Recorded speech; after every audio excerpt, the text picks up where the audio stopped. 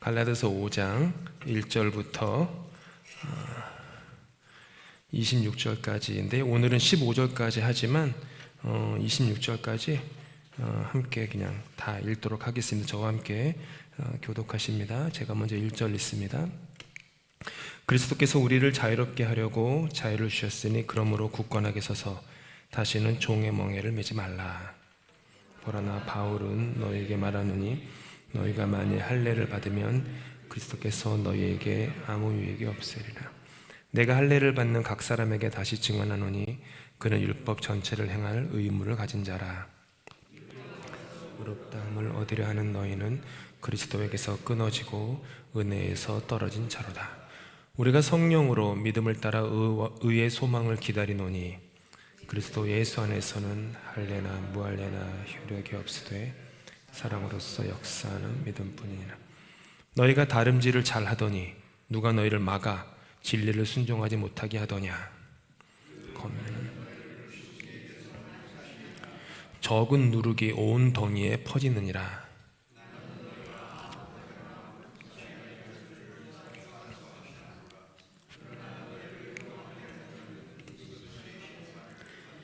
형제들아, 내가 지금까지 할례를 전한다면 어찌하여 지금까지 박해를 받으리요?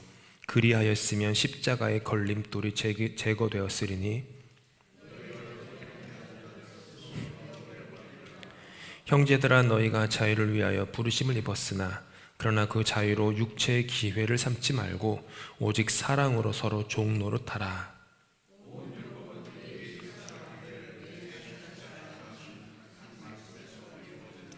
만일 서로 물고 먹으면 피차 멸망할까 조심하라.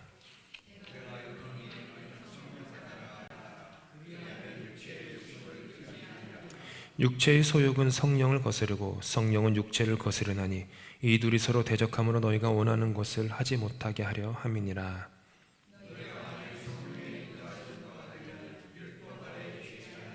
육체의 일은 분명하니 곧 음행과 더러운 것과 호색과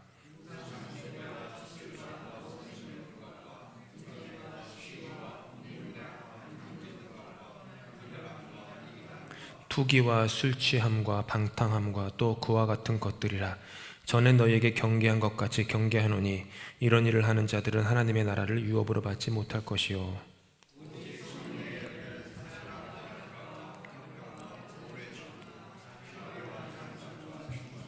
온유와 절제니 이 같은 것을 금지할 법이 없느니라.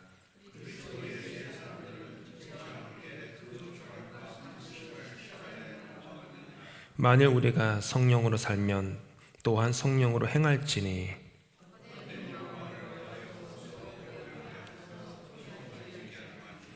아멘. 아멘.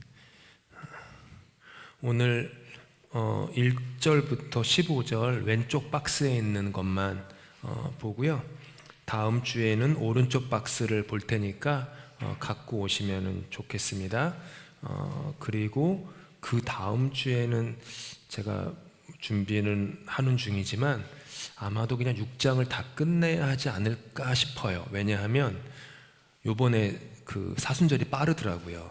그래서 다음 주, 그 다음 주가 제수요일 사순절 시작이더라고요. 그래서 사순절 시작은 사순절 묵상을 해야 되지 않을까, 그냥 그렇게 그냥 예상만 하고 있습니다. 준비하다가 양이 너무 많다 하면은 제수요일까지 마지막 시간으로 해서 마무리하고, 아니면 할 수만 있으면 다다음 주에 6장 마무리하는 걸로 한번 해보겠습니다. 오늘 성경 공부 왼쪽 박스를 우리가 좀 풍성하게 이해하기 위해서 이 글을 쓴 바울 사도의 인생을 한번 이렇게 되짚어 보는 게 우리에게 도움이 될 거라고 생각합니다. 바울의 이전 이름은 뭐였죠? 사울. 이게 이제 폴.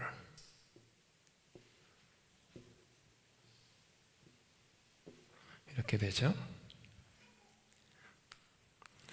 바울은 태어나면서부터 율법을 철저히 지키던 율법주의 가정에서 태어났습니다. 성경은 바울의 가정이 율법주의 가정이었다라고 명확하게 얘기하지 않지만 그의 인생을 어린 시절을 돌아보면 충분히 예측할 수 있는 부분입니다. 사울 한번 보실까요? 사울 하면 떠오르는 이름이 있죠. 누가 어떤 이름이 또 떠오르세요? 사울 왕. 사울 왕이 누구죠? 이스라엘의 초대왕 사울. 이스라엘의 초대왕 사울. 이게 이제 히브리식 이름이죠. 그러니까 사울은 히브리식 이름이고 바울은 헬라식 이름이에요. 그래서 어떤 학자들은 히브리식 이름으로 불리다가 자기가 이제 사람들과 본인 스스로 헬라식 이름으로 쓴 거다, 전 세계 선교를 하니까 이렇게 보기도 하지만 그것도 틀린 말은 아닌데요. 또 영적인 의미도 있습니다. 한번 생각해 보세요. 상상을 해보세요.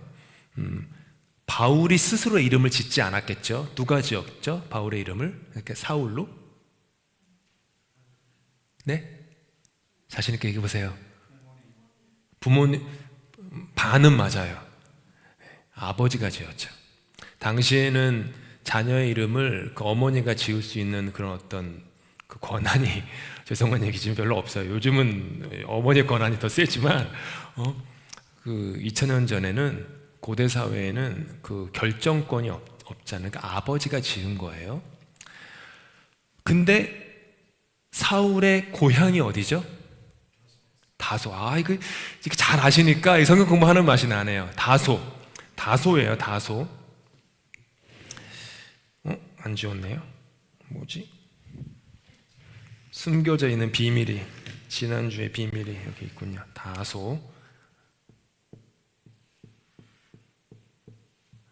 다소는 지금의 터키 이스탄불에서 남동쪽으로 한 600~700마일이니까 한 1000km쯤 되려나요? 있는 곳이라고 볼 수 있어요. 다소. 그러니까 지금 바울은 예루살렘에서 한참 떨어진, 한 1000km 떨어져서 또 거기가 1000km 떨어진 다소에서 태어났어요. 근데 즉 히브리 사람이지만 이민자였다라는 거죠.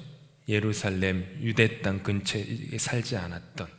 그래서 그의 아버지가 아들을 낳고 아들의 이름을 사울이라고 지었는데, 아들의 이름을 사울이라고 지을 때에는 아버지가 가지고 있는 기대와 요구가 있겠죠. 먼저 아버지는 그 이민 땅에 살면서도 헬라 문화와 로마 문화가 가득 찬 다소라고 하는 이민 땅에 살면서도 자기 아들의 이름을 히브리식 이름으로 지은 거예요. 예를 들어서 와가지고 이제 여러분 자녀 이름 대부분 영어 이름으로 지으시죠? 한국 이름도 있으시죠? 족보 있으신가요? 족보에 넣으시나요? 그런 게 있는데 바울의 아버지는 더 좀 엄격했던 것 같아요. 굳이 사울이라는 히브리식 이름으로 짓고요.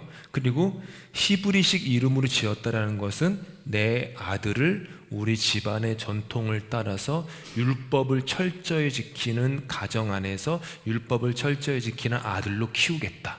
이 의지의 그 표현이에요. 이름에 담긴 거예요.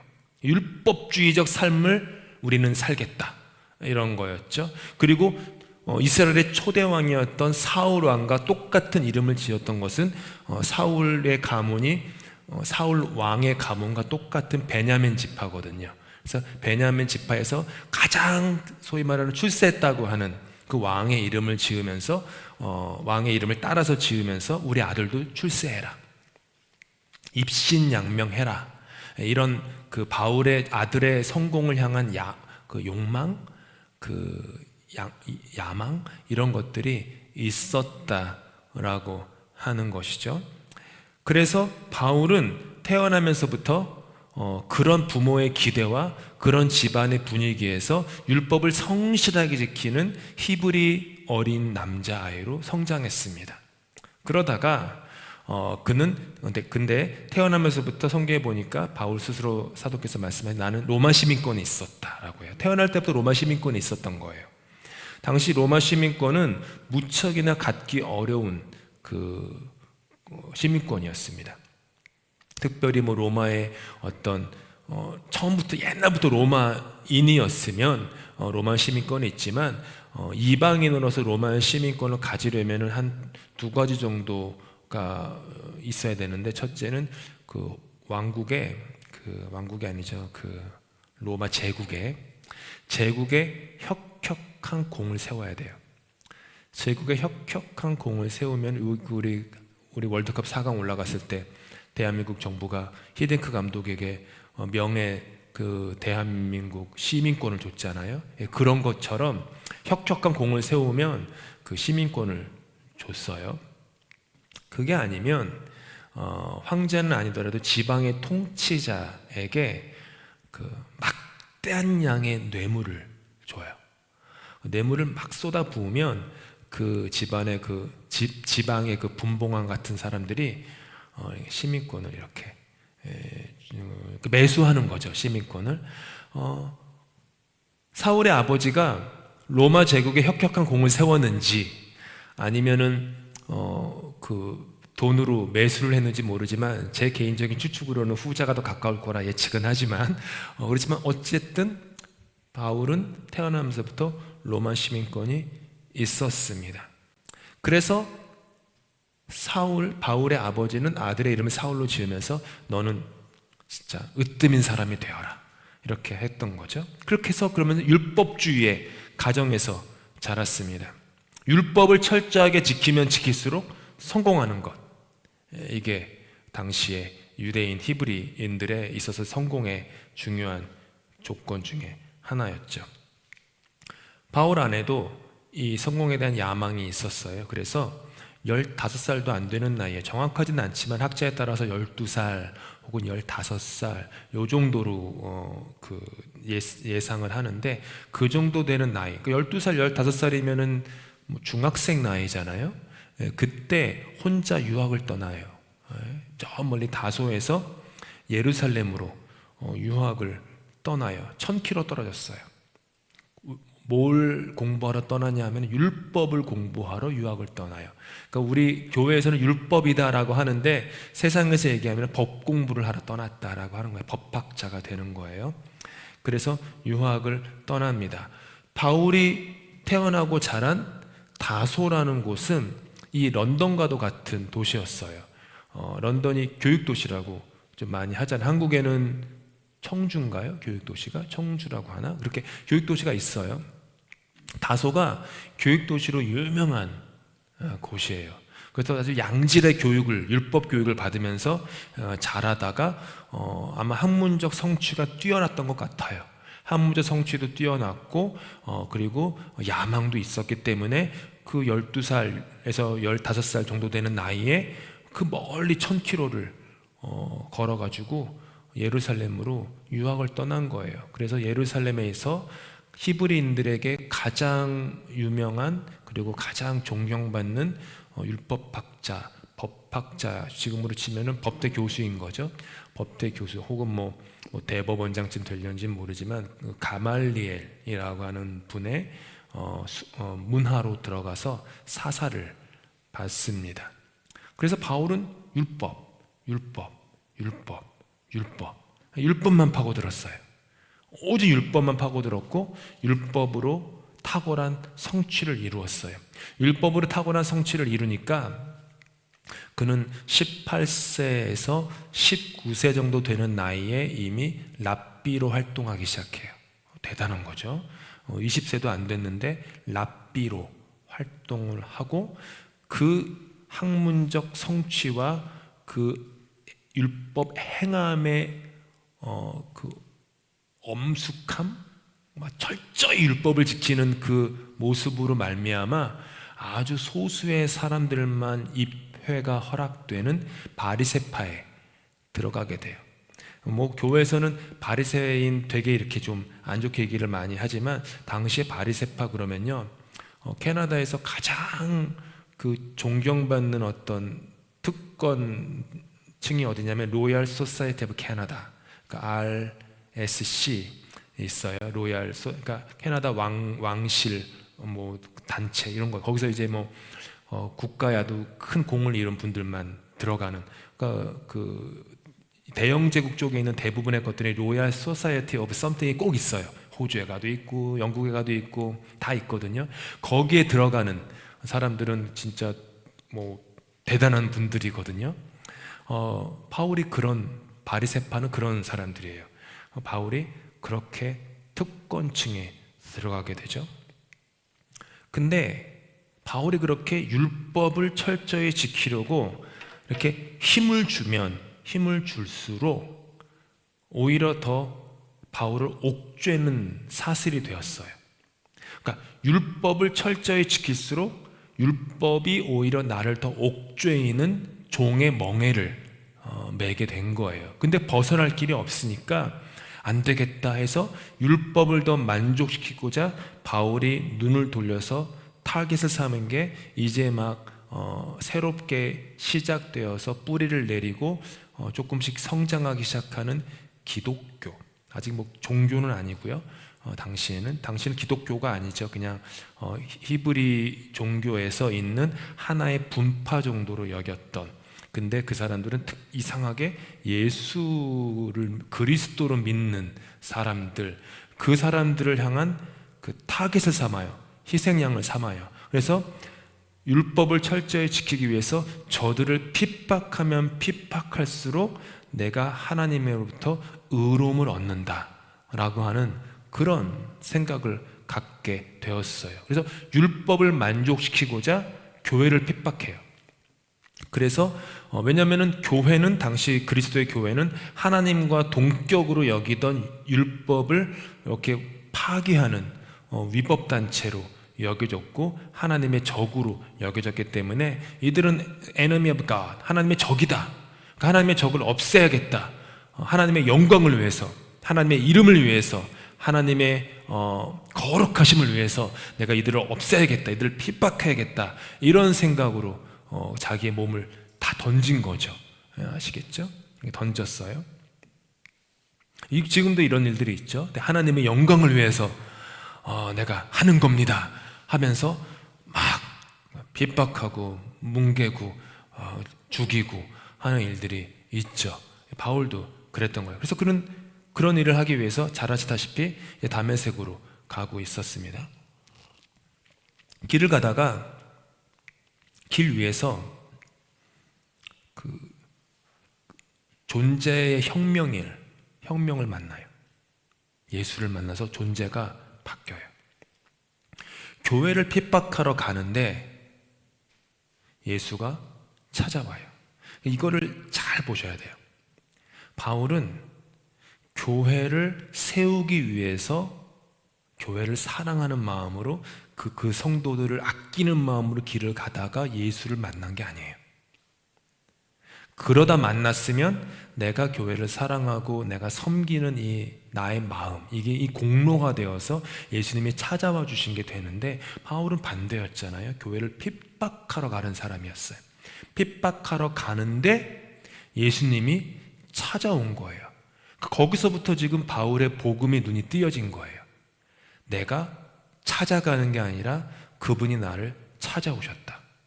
내가 의로워서 그분을 잡은 게 아니라 내가 죄인이었는데 그분이 나를 붙잡아 주셨다. 내가 그분을 먼저 사랑한 것이 아니라 그분이 나를 먼저 사랑하셨다. 내가 그분을 택한 게 아니다. 그분이 나를 택했다. 시작부터 이렇게 됐던 거예요. 처음에 몰랐죠, 이거를. 그냥 그렇게 해픈, 벌어진 거였어요. 길을 가다가 만났어요. 예루살렘 성전에서도 만나지 않았습니다. 유대교 회당에서도 만나지 않았고요. 산헤드린 공회에서도 만나지 않았고, 바리새파 무리들이 모인 집회 장소도 아니라요, 길 위에서 만나요.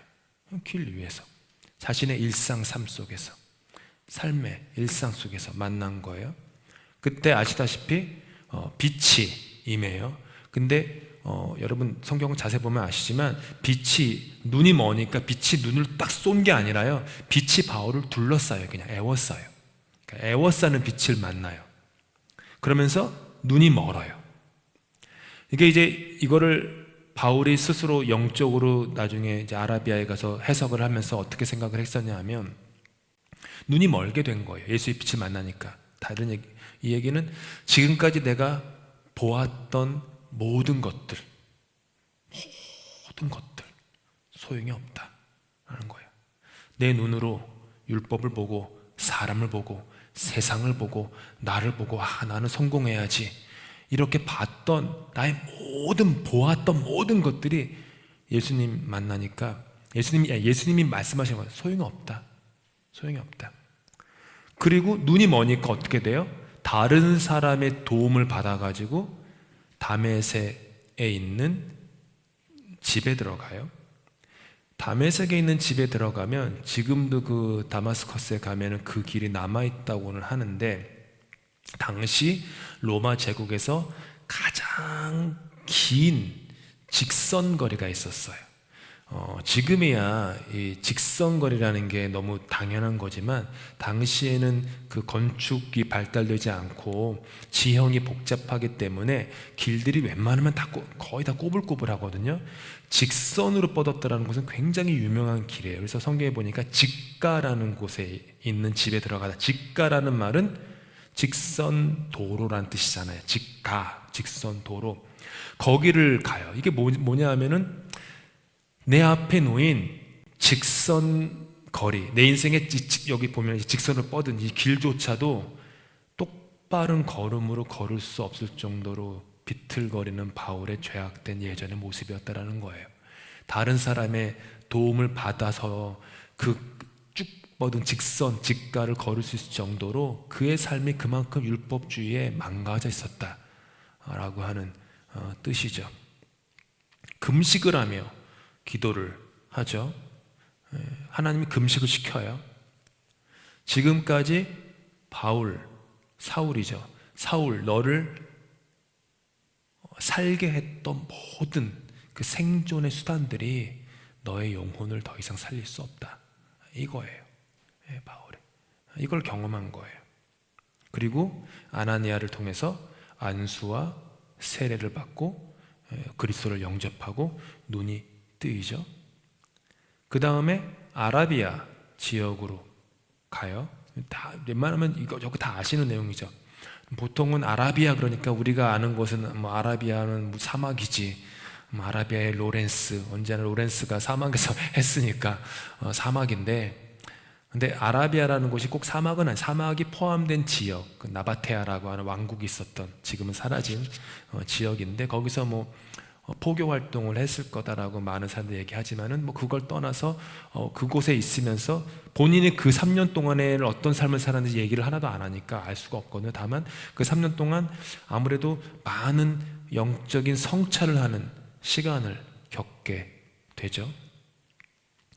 3년이 흐른 후에 다메섹과 예루살렘으로 돌아와요.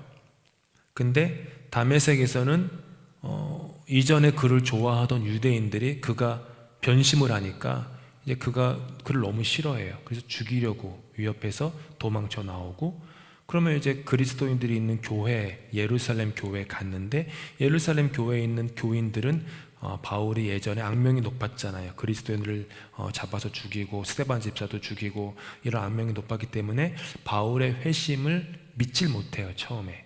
그래서 의심을 받죠. 이런 여러 가지 이유 때문에 어떤 것도 할 수가 없었어요. 그래가지고 고향 다소로 다시 쫓겨나다시피 올라가요. 그리고 그곳에서 10년의 시간을 보내요. 어떤 분들은 13년 보냈다 하는데, 제가 좀 계산할 때는 10년인 것 같은데, 근데 그 정도 되는 시간을 칩거하며 보냅니다. 다소에 있을 때 위로의 아들 바나바가 찾아와요. 그리고 너 나랑 같이 목회하자. 그래서 지금으로 하면은 바울을 청빙을 해요. 그래서 안디옥 교회로 데려가요. 그래서 안디옥 교회에서 1년 동안 이제 공동 목회를 바나바와 함께 하다가, 바나바와 함께 이제 전도 여행을 떠나죠. 1차 전도 여행은 바나바와 함께 남쪽에 있는 구브로 섬, 지금으로 하면 사이프러스, 거기가 바나바의 고향이거든요. 그 고향으로부터 해서 쭉 올라와서 선교를 해서 오늘 우리가 있는 갈라디아 지역까지 선교를 하게 되는 내용이 나와요.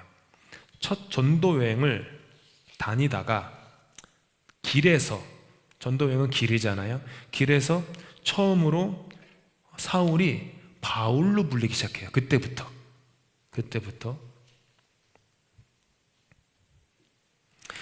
사울과 바울의 이름 차이는 사울이 히브리식 이름, 바울이 헬라식 이름이라는 차이를 훌쩍 넘어섭니다. 바울의 뜻은 혹시 아시나요? 바울의 뜻 아세요? 작다, 멈추다, 단념하다 라는 뜻이에요.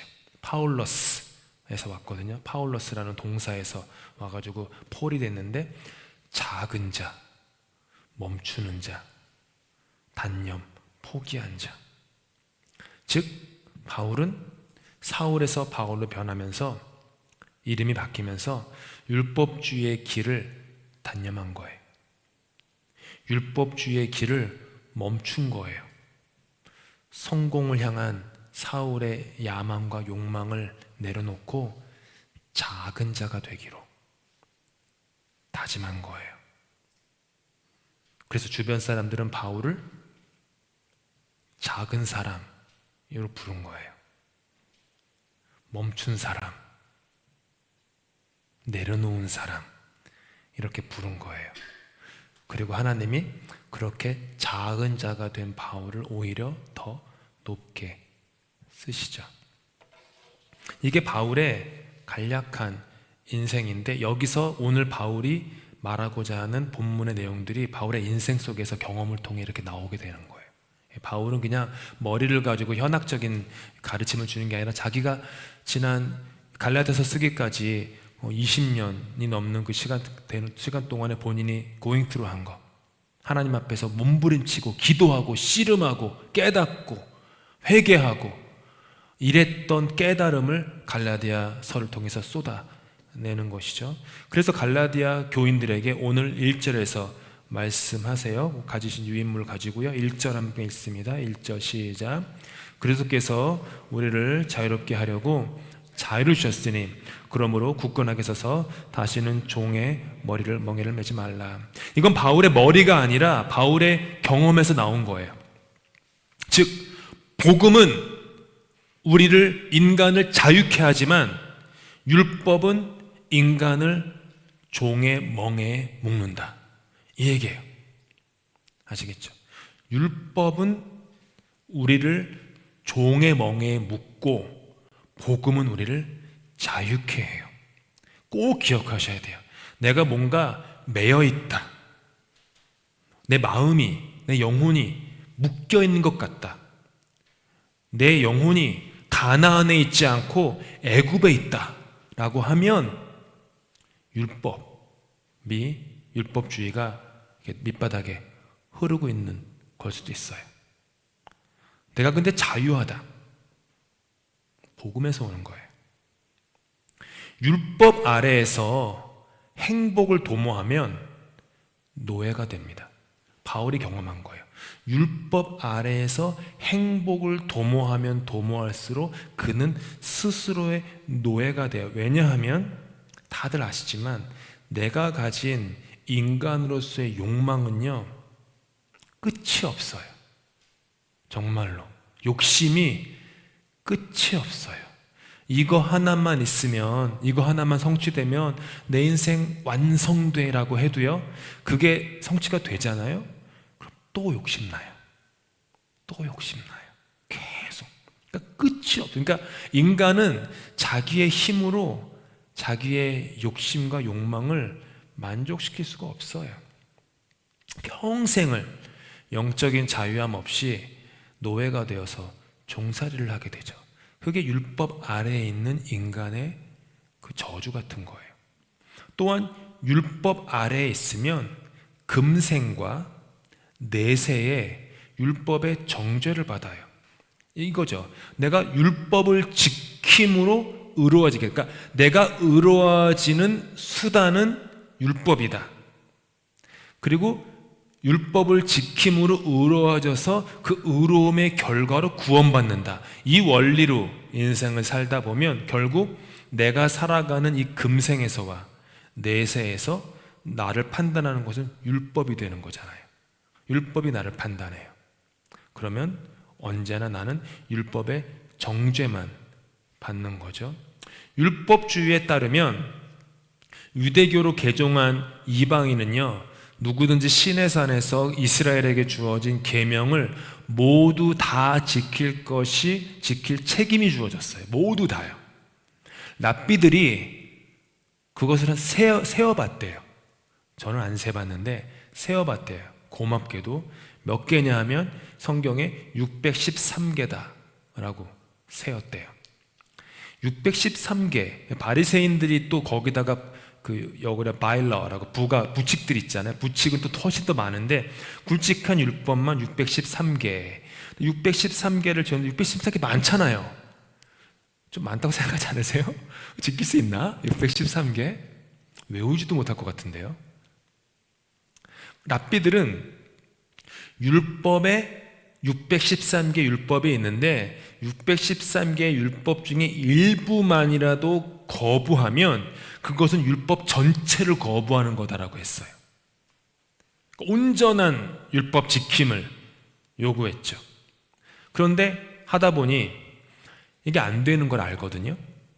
안 되는 걸 알다 보니까 랍비들이 당시에 바울 시대 때, 예수님 때도 그렇지만 최선을 다해서 그 율법 성경 연구를 해가지고 한 게 뭐냐 하면은 율법의 요구를 613개는 그대로 두되 조금 완화시키는 노력을 해요.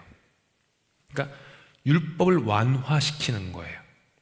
뭐 예를 들어서 무게가 있으면은 1000이라는 무게를 져야지 율법을 완성이다. 근데 1000은 아니야. 500 정도면 뭐 이런 식으로 완화시켰던 거야. 근데 여기 밑에는 뭐죠? 완화된 율법도 다 지켜야 한다. 그래서 의로움을 얻어야 된다라고 했던 거죠. 그런데 바울이 볼 때 갈라디아 교인들은 처음부터 복음을 접했고 복음으로 시작했고 예수의 공로로 그들의 구원과 영생이 주어졌는데, 그러니까 율법에서 놓인 거예요. 그러니까 십자가에서 행하여진 공로로 말미암아 자유를 얻었는데, 그런데 바울이 볼 때 그들이 율법에서 이미 놓인 줄도 모르고 아직도 율법을 지켜야 구원을 얻는 줄 알고 율법을 만족시키려고 하고 있다. 그러니까 너희들은 다시 율법의 종이 되는 거다. 이미 자유를 얻었는데 왜 다시 노예가 되려고 하느냐? 이 질문을, 그러니까 질문이라기보다 책망을 하는 거죠. 그래서 2절에서 말씀하세요. 2절 함께 있습니다. 시작. 보라, 나 바울은 너에게 말하노니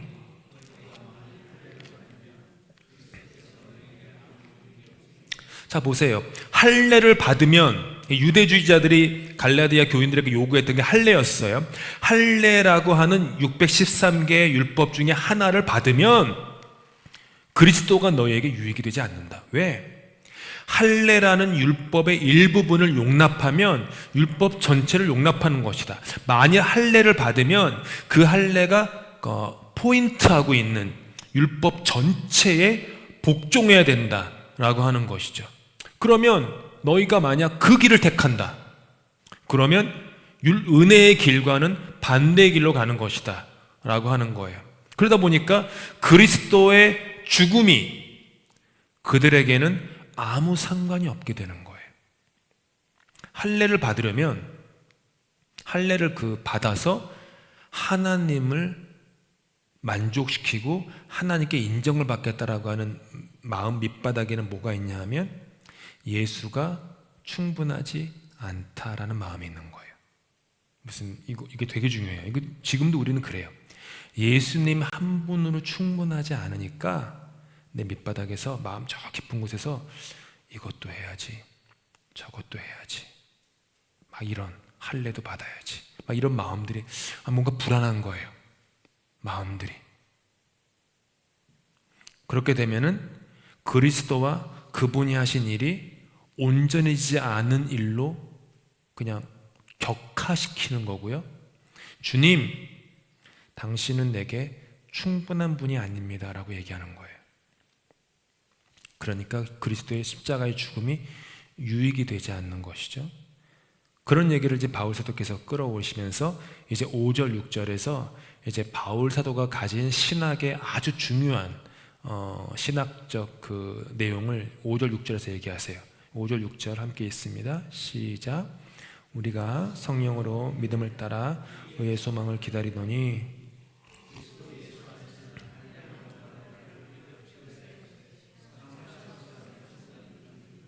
자, 이게 되게 중요한 구절이에요. 우리가 성령으로 믿음을 따라 의의 소망을 기다리노니 그리스도 예수 안에서는 할례나 무할례나 효력이 없으되 뭐가 효력이 있어요? 사랑으로서 역사하는 믿음뿐이니라. 바울에게 있어서 성도의 삶에 있어서 가장 중요한 것이 사랑을 통해 역사하는 믿음이었어요. 사랑을 통해 역사하는 믿음. 요거를 외우세요. 사랑을 통해서 역사하는 믿음. 기독교 신앙의 본질이라는 거예요. 율법은 이것을 얘기하지 않아요. 신앙의 본질이 사랑이라는 거예요. 사랑. 즉, 이 얘기 뭐냐 하면 신앙의 본질이 사랑이라는 것은 하나님과 예수 그리스도와 인격적 관계 안에 우리의 신앙이 세워진다는 거예요. 예수 그리스도를 몸과 마음을 바쳐 사랑하는 인격적 관계라는 거예요. 스코틀랜드의 신학자였던 윌리엄 바클레이는 이렇게 얘기를 했어요. 그리스도인의 신앙은 책 위가 아니라 인격 위에 세워지는 것이다. 여기서 책을 다른 말로 바꾸면 이거예요. 그리스도의 신앙은 율법 위가 아니라 인격 위에 세워지는 것이다. 그러니까 예수님을 인격적으로 만나고 그분을 마음과 뜻과 정성을 다해 사랑하는 것, 즉 신앙의 원동력이 율법에 대한 복종이 아니라 예수에 대한 사랑이라는 거예요. 그래서 성령이 중요해요. 왜냐하면 우리는 사랑에 대한 실력이 터무니없이 부족한 죄인이기 때문이에요. 사랑, 사랑, 사랑 얘기하지만 그냥 가슴에 손을 얹고 볼 때 우리 안에 사랑의 실력이 없잖아요. 좀 부족한 거 아시잖아요. 사랑의 그 실력이 좀 있어야 되는데 없잖아요. 그래서 바울은 성령을 무척 강조해요. 사랑의 실력을 키워야 되는데 그 사랑의 실력은 너희들의 힘으로 키우면 다시 율법주의로 돌아가는 거예요. 근데 사랑의 실력을 누가 주시느냐? 성령. 우리 안에 내주하시는 성령님의 도우심으로 말미암아 사랑의 실력, 믿음의 실력이 키워지는 거다. 그러니까 모든 것이 복음적인 생각에서, 복음주의에서 이렇게 오는 거예요. 그래서 성령이 도와주시는 힘으로 말미암아 우리의 믿음은 사랑의 사역으로 역사하게 된다라는 거예요. 이렇게 얘기하면 이제 이게 무슨 얘기지라고 알듯 말듯 하세요. 예를 들어 볼게요. 주일 예배 꼬박꼬박 오는 한 교인이 있었어요. 그분이 주일 예배를 한 주도 빠지지 않고 오는 이유는 속에 지옥 가지 않고 천국 가기 위해서 오셨어요. 그분에게 예배라는 것은 하나님의 심판의 벌을 받지 않기 위한 두려움에서 온 그 방어, 기제 같은 거였어요. 그런데 그분이 성령의 도우심으로 예수를 인격적으로 만나게 되고 바울처럼 변화되셨어요. 여전히 그분은 주일 예배에 빠지지 않고 오세요. 같은 행위예요. 같은 행위인데 마음은 하늘과 땅처럼 차이가 있어요. 전에는 예배에 참석하는 자신의 행위로 구원을 얻어서 천국 가려고 왔었어요. 벌을 받을까 봐 두려워서 왔었어요. 맡은 직분이 있거나 일이 있어서 왔었어요. 사람들의 평판과 눈치 때문에 왔었어요. 그런데 이제 그분은 예수 그리스도의 속죄의 은혜가 너무 감사해서 와요. 전에는 나의 행위로 어떻게 벌받지 않고 구원받을까에 대해서 골몰했는데 이제 그분의 고민은 뭐가 되냐면은 주님을 위해서 어떻게 살까? 내가 주님을 얼마나 어떻게 더 사랑할 수 있을까? 이전에는 어둠이, 그러니까 지옥 가는 게 두렵거나 이런 거 있잖아요. 의무감이거나 이런 거 어둠이에요. 어둠의 힘으로 주일 성수를 했는데 이제는 빛의 힘으로 주일을 성수하는 거예요. 똑같은 행위인데, 그렇죠? 마음은 하늘과 땅 차이예요. 그래서 예수님이 빛 가운데 나와라, 어둠 가운데 행하지 말아라. 찬송가의 가사도 이게 있잖아요.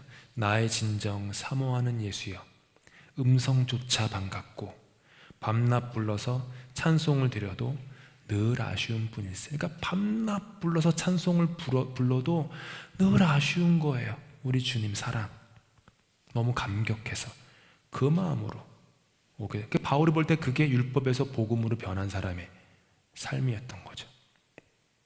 그런데 오늘 박스에서 결론에서 연약한 인간이 쉽게 빠지는 함정이 하나가 있어요. 첫째, 처음 시작할 때 바울 사도께서는 예수 그리스도를 말미암아 신자들에게 뭐가 주어졌어요?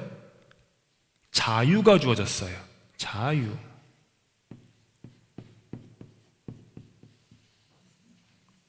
자유가 주어졌는데 이 자유가 방종으로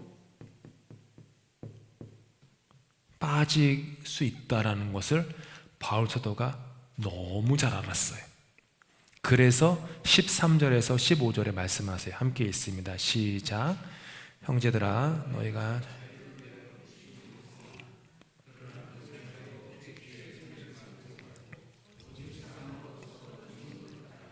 온 율법은 내 이웃 사랑하기를 내 자신같이 하라 하신 한 말씀에서 이루어졌나니 만일 서로 물고 먹으면 피차 멸망할까 조심하라. 사랑하는 두 남녀가, 청춘 남녀가 결혼을 했어요. 결혼의 제일 중요한 게 뭐죠? 서약, 약속이에요. 그래서 서약을 했고 약속에 묶여요. 이걸 바울 사도가 지금까지 한 갈라디아서 말씀을 바꿔보면은 이 두 사람이 율법으로 서로 묶은 거예요. 그렇죠? 그게 서약이잖아요. 근데 이 부부가 살다가 종살이를 하는 것이 아니라 자유함을 알게 되었다라고 하는 것을 바울 사도로부터 들었어요. 아, 우린 자유해. 이제는 율법이 아니야. 매이지 않았어. 우린 묶이지 않았어. 어떤 법도 우리를 구속하지 못해. 여보, 우리 자유해. 그러다가 생각이 든 거예요. 난 자유하니까 다른 사람과 바람 피워도 괜찮은 거네. 바울은 그런 생각, 그런 논리 자체가 말이 되지 않는다 라고 말씀하시는 거예요. 자유를 육체의 욕망을 만족시키는 핑계요 수단 삼은 것에 지나지 않는다. 복음을 통해 영적 자유를 얻은 저와 여러분은 율법의 멍에 아래에 있지 않습니다. 이거 믿으셔야 돼요. 우리는 율법의 멍에 아래에 있지 않아요. 하지만 율법과의 관계는 그대로 남아있어요. 주일 예배 아까 제가 예화에서처럼 성령에 의하여 기쁜 마음으로 율법을 행해요. 아시겠죠? 내가 자유를 얻었어.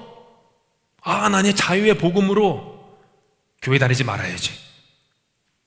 마을에 볼 때 그거는 자유함을 복음을 통해 얻은 자유를 너의 육체를 만족하는 방종의 도구로 삼는 것에 지나지 않는다. 율법을 행하는데 사랑으로 행하는 거예요. 즉 복음의 사람이 율법을 행하는 것은 사랑으로 행한다라는 거예요.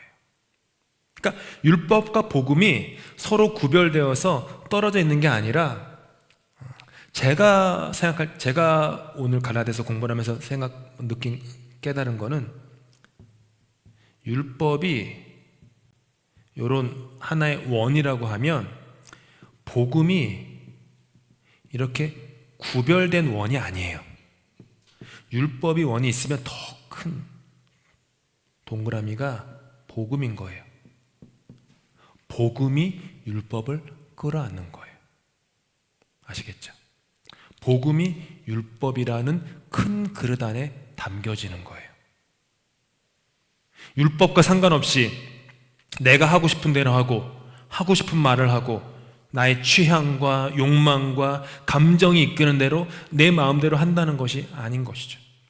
이 모든 것이 복음의 그릇 안에 담기는 거예요. 아까 복음은 사랑, 믿음, 은혜.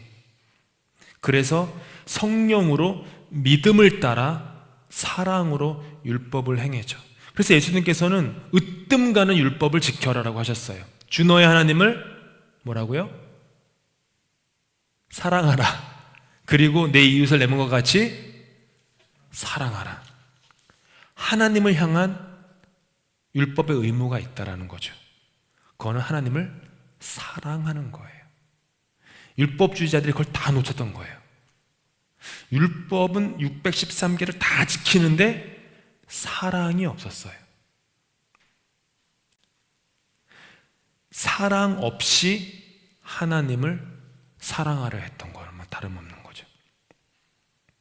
출발도 도착도 나였던 거예요. 근데 복음을 깨달으니까 이제부터 그리스도의 사랑이 나를 막 강권해요. 내 안에는 그리스도 사랑이 나를 막 사로잡아요. 나를 막 강권해요. 나를 몰아붙여요. 그래서 하나님께서 나를 어떻게 사랑하셨는지 나를 하루종일 깨닫게 하고 그 십자가 위에서 그리스도의 사랑이 어떻게 나에게 드러나는지를 막 깨닫게 하면서 하나님을 사랑하는 그 사랑이 내 안에 올라오게 하시는 거죠. 그리고 이웃을 향한 율법의 의무가 있죠. 이웃을 사랑하는 거예요. 바울은 그것을 오늘 오직 사랑으로 서로 종로로 타라 라고 했어요. 그러면서 바울 사도는 모든 율법이 어디서 완성되냐 하면은 이웃 사랑에서 완성된다. 율법의 완성은 이웃을 사랑하는 데다. 저와 여러분이 이웃을 사랑하면 우리는 율법을 완성하는 사람입니다. 근데 우리가 이웃을 사랑하지 못하면 율법을 완성하지 못하는 거예요. 여기서 이웃은 교회 바깥에 있는 사람들만 얘기하는 게 아니에요. 내 아내, 내 남편, 내 자식, 내 부모, 내 형제 자매, 구역원, 교인, 한 분 한 분들, 그리고 밖에 있는 분들 다 사랑, 이웃을 사랑. 이웃을 나 자신과 같이 사랑한다라는 것. 사랑으로 내가 종이 되는 것. 그것을 근데 사랑으로 종이 되는 건 율법의 노예가 되는 게 아니에요.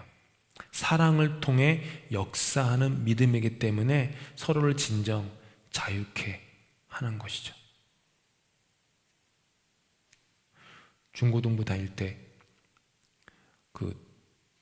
지금도 기억나요. 목사님이 등치가 좋은 목사님이셨는데 그분이 하셨던 설교에 한 센텐스가 있었어요. 나에겐 자유가 있다. 그러니까 여러분에게 자유가 있는데 또 다른 종류의 자유가 하나 있는데 그건 뭐냐면 여러분이 가진 자유를 포기할 수 있는 자유가 있다. 이 얘기를 하셨어요. 그게 늘 기억나요. 중고등부 때 들었던 그분의 설교가. 나에게 자유가 있는데 나는 내가 가진 자유를 내려놓을 수 있는 자유도 있는 거예요. 그게 그리스도인의 믿음으로 역사하는, 사랑으로 역사하는 자유예요. 내가 자유하니까 내 마음대로 하지 않고 내가 가진 자유를 내가 스스로 내려놓을 수 있는 자유도 있는 거예요. 이렇게 방종이 안 되는. 그래서 사랑으로 종노릇하는 거죠. 종노릇. 상대 유익을 위해서 하는 거예요. 상대 유익을. 오늘 성경공부 마치면서 무엇을 하든지 사랑으로 하실 수 있기를 바랍니다. 그게 복음이에요. 율법은 복음의 그릇 안에서 완성됩니다. 오늘 계속 강조드린 것처럼 이 복음은 사랑입니다. 사랑이에요. 사랑으로 율법을 만족시키는 것입니다. 서로 종노릇하면서 상대 유익을 구해봅시다. 나의 유익이 아니라 상대의 유익. 기도할 때에도 상대의 유익을 구하면서 기도하고, 그렇게 우리의 믿음의 행위가 전부가 다 사랑을 통한 행위이기를, 그러면 우리가 복음으로 사는 거예요. 근데 만약 우리가 사랑이 없이 드라이하게 행한다면 복음이 아닌 율법만 행하는 것에 지나지 않습니다. 늘 주님께 기도하십시다. 주님과 인격적인 관계 안에서 주님 더 사랑하기 원합니다. 내 구주 예수를 더욱 사랑, 내 구주 예수를 더욱 사랑. 이전보다 더 주님 사랑하고 그 사랑으로 이웃을 사랑하고 주님께 하는 모든, 아까 노래 불렀던 것처럼 섬김, 충성, 봉사, 헌신, 겸손, 이 모든 것들이 주님 사랑해서 사랑으로 말미암을 수 있도록 주님 나에게 사랑을 회복시켜 주십시오. 사랑의 실력을 키워 주십시오. 이런 마음으로 우리 살 수 있으면 좋겠습니다. 다음 주에 16절부터 26절 보도록 하겠습니다. 기도하십시다. 사랑과 은혜가 풍성하신 하나님, 오늘 말씀을 통하여서 우리에게 다시 한번 복음이 무엇인지 깨닫게 하시니 감사합니다. 우리가 무엇을 하든지 간에 사랑으로 행할 수 있도록 주님 우리 도와주십시오. 우리 안에는 사랑의 실력이 너무 부족합니다. 성령님, 우리를 위해서 말하는 탄식으로 간구해 주셔서 우리 안에 있는 사랑이 회복되게 도와주시고, 무엇을 하든지 간에 사랑으로 하게 하시고, 다른 사람을 유익을 위해서 서로 종노릇하는 그런 겸손한 섬김의 사랑을 회복시켜 주시길 원합니다. 그래서 우리가 율법의 매인 종이 아니라 복음에 붙들린 바 된 자유인으로서 율법을 완성해 나가는 우리들의 삶이 되도록 은혜 베풀어 주시옵소서. 주님께서 하시는 기도로 예배 마칩니다. 하늘에 계신 우리 아버지, 아버지의 이름을 거룩하게 하시며 아버지의 나라가 오게 하시며 아버지의 뜻이 하늘에서와 같이 땅에서도 이루어지게 하소서. 오늘 우리에게 일용할 양식을 주시고 우리에게 잘못한 사람을 용서해 준 것 같이 우리 죄를 용서해 주시고 우리를 시험에 빠지지 않게 하시고 악에서 구하소서. 나라와 권능과 영광이 영원히 아버지의 것입니다. 아멘.